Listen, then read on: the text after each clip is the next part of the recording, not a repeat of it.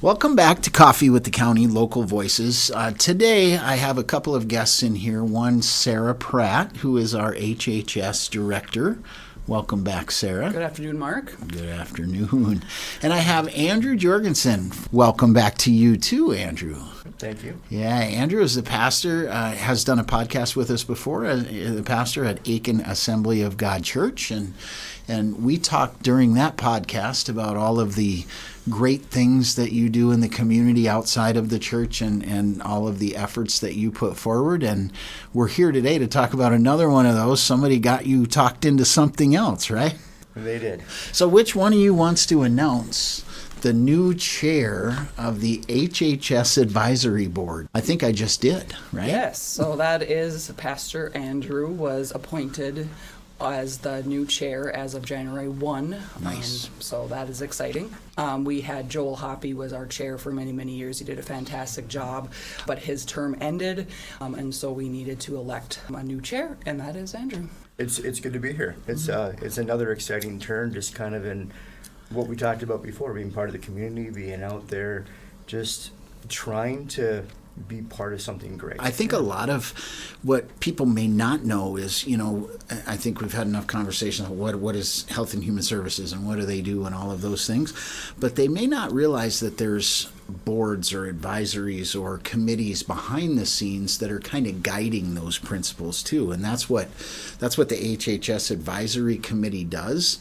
In my novice experience, I think you guys are going to tell, what does the HHS Advisory Committee do for you in Health and Human Services and Health and Human Services overall? Yeah, so we are required by statute to have a Human Services Board that then will appoint the advisory committee to make formal recommendations about like our budget. The advisory committee approves our budget, and they are really the liaison back to the community to inform the community what Health and Human Services does and what services are available. Yeah. And they also can bring back to us, what are the gaps that we're missing, what are things that they might see or hear in the community that would help us deliver better services. Health and Human Services, all aspects of Health and Human Services, public health, all of those things that the advisory board would guide on or suggest on? Yes. Okay. And you said yes to this? Yes. So actually, it was about a little over 2 years ago. Mark Weedle, commissioner, talked to me. He said, "Hey, there's this advisory committee. Would you be interested in being part of that?" So I filled out the application for the last 2 years. Have been there, and actually Mark came and talked to me again about this to see if I'd be interested in it. But here's some things I think is very interesting about this. Is yes, it's the budgeting aspect of things, and that's really good. But really, like the other 11 months, I get to see something that I haven't been able to see before. So there's people that are invited in from the community, and they share about what they're doing.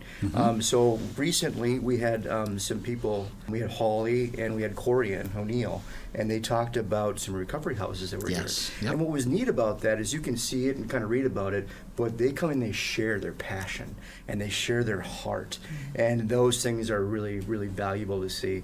A while ago we had North Memorial come in, and they showed us the AED, the revival piece of it, and then kind of how their structure works. And it was just really fun to see those. So it's month after month of seeing those types of things of how Health and Human Services interacts with the community, but brings in entities, professionals, and we get to see kind of behind the curtain of what they're doing, the passion they have, and I love that kind of stuff. Yeah. And it's been a lot of fun. Yeah, we really choose presentations of like partners or persons that we intersect with Health and Human Services, and show how we might partner, what that looks like for us and for that community partner. As well as sometimes, my Health and Human Services staff will present on their program areas. And sometimes it's a combo presentation with the community and our staff and how we collaborate. So they're pretty good presentations. Oh, they're fantastic.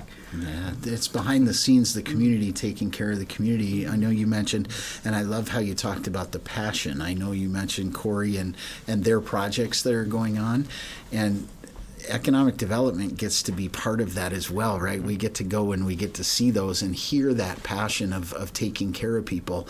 And I love the fact that you put in don't just read it. You don't just get to read it in the paper or get to know about it. You get to actually see it and feel it and touch that passion that they have. You're a great part of that. You've always been a great part of that since you got back here, and it's good to see that you're on this board trying to keep the HHS department straight. No, I'm just kidding with that. Good luck with that.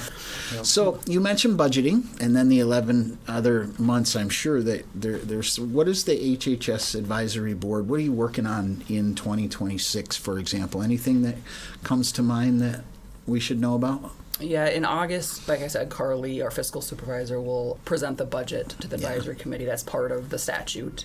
And then the advisory committee will approve that before it goes to county board. Sure. So that's the biggest part of what they do. And then really just trying to navigate what's happening in health and human services world right now, and what we're seeing with some of our providers, lack of funding and the stopping of funding, and maybe the lack of resources we have in the community.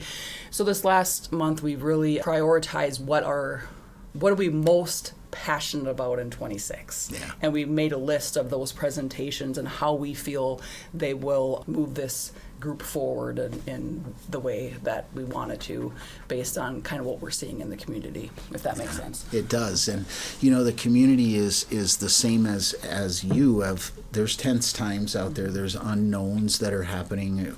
Will these programs be funded? Well, how is that all going to look? And from a federal government to a state government, and there's a lot of uncertainty out there. And I think you guys need to take some credit for what you do to help people understand what's going on and actually help the community.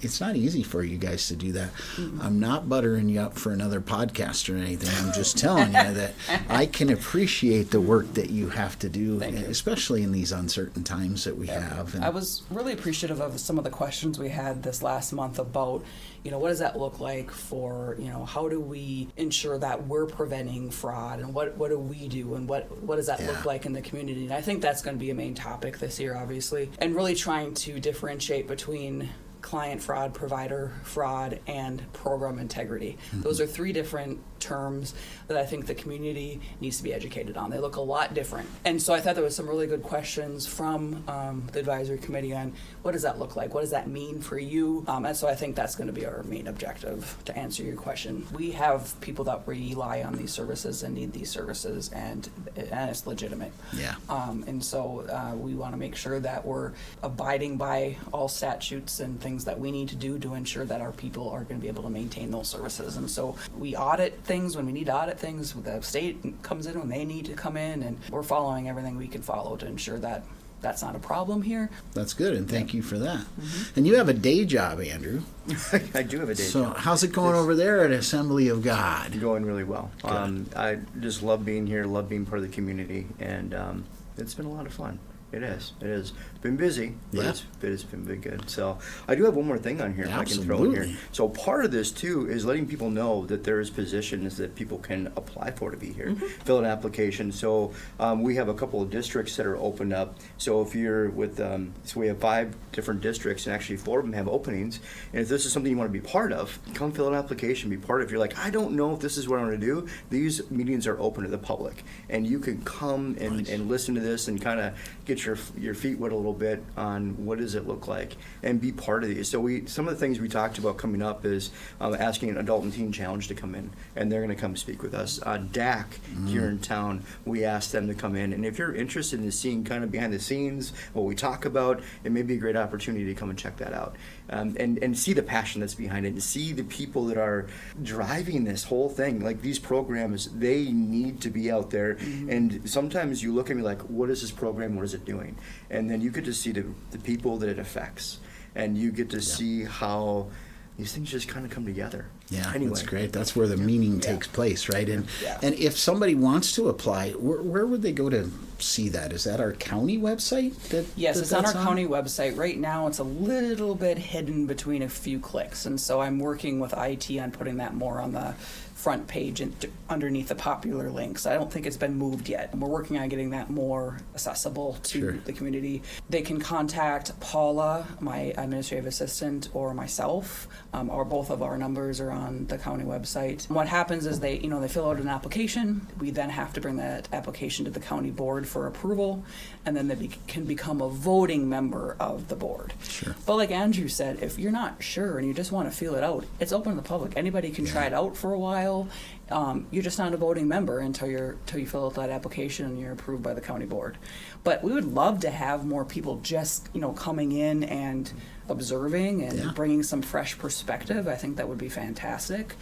And we do struggle sometimes with finding people to commit to this. It seems ambiguous, but it's a really important role in our community, I feel. Mm-hmm. And it's really not that big of a time commitment. It's once a month, the first Thursday of the month at 3:00 for about an hour and a half. Are they usually at the library? Typically, they've been at the library. Over 26, we just moved it all over to Mid-Minnesota Federal Credit Union. Yeah. And then once our remodel is done, it will be back at Health and Human Services ongoing. Hurry up with that remodel. We'll talk to Jim Bright about that. It's been going really well, I hear. Yeah, it has been going really well, yeah. Listeners out there, you have a responsibility, and we've talked about this on many podcasts, of knowing everything that you can know or that you want to know about certain subjects. And again, we make these meetings open to the public to come and learn. And I would love to sit down and hear about what DAC is doing and that type of thing and not have to make any decisions about anything. And that's available for you to come in and take a look at that, like they're saying. And I love the fact that you're now the chair of the advisory. I think that's a great pick from the advisory board. I've worked with you on many different areas, and that group is better for it now that they have you as the chair and involved, and we appreciate all the commitment that you're doing in the community. Yeah, I think what's also exciting this year is we came up with some pretty good presentations. We've been struggling, I think, in the past, I would say the last couple of years we were struggling with presentations, but this year we all just seem so excited and motivated to find these different presentations, and some of the committee members are just going out there and finding them, and I just really appreciate that. Jody Johnson is on our advisory committee, and she's done a great job on lining up some presentations. A go-getter for sure. Yeah, so we appreciate that. Yeah, you're talking about some staples in the community and leaders in the community that get that job done. So, well, thank you too for coming in, and welcome again to your new role, second, third, fourth, and fifth role maybe that you have in the community, but really appreciate you, Andrew, and everything that you do. It's been a lot of fun, and it's an honor to be here, and just thanks for having me back on this. Absolutely. Anytime. Come on in. Sarah, yes, please come back anytime, Sarah. I try to avoid this, but, I'll come back. Yes, I appreciate that. Have a great day, both of you, and that's it. You are listening to Coffee with the County.